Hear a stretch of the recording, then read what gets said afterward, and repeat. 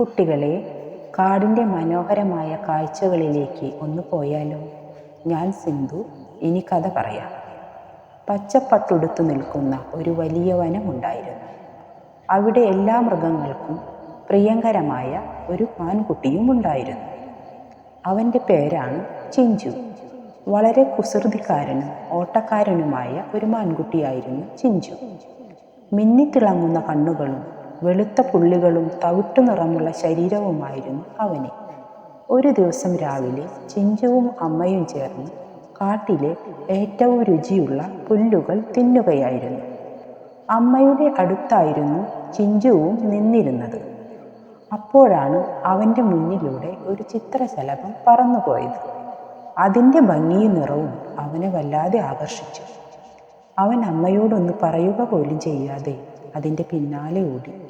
അങ്ങനെ ഒരുപാട് ദൂരം ചെന്നപ്പോൾ പരിചയമില്ലാത്ത കാഴ്ചകൾ, മരങ്ങൾ മാത്രം.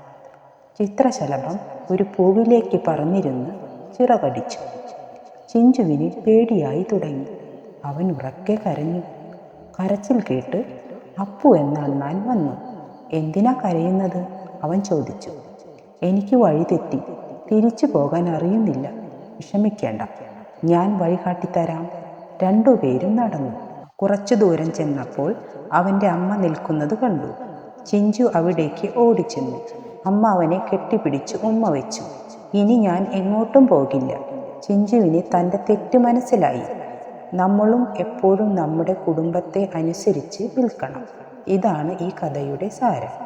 മറ്റൊരു മനോഹരമായ കഥയുമായി ഉടനെ വരാം.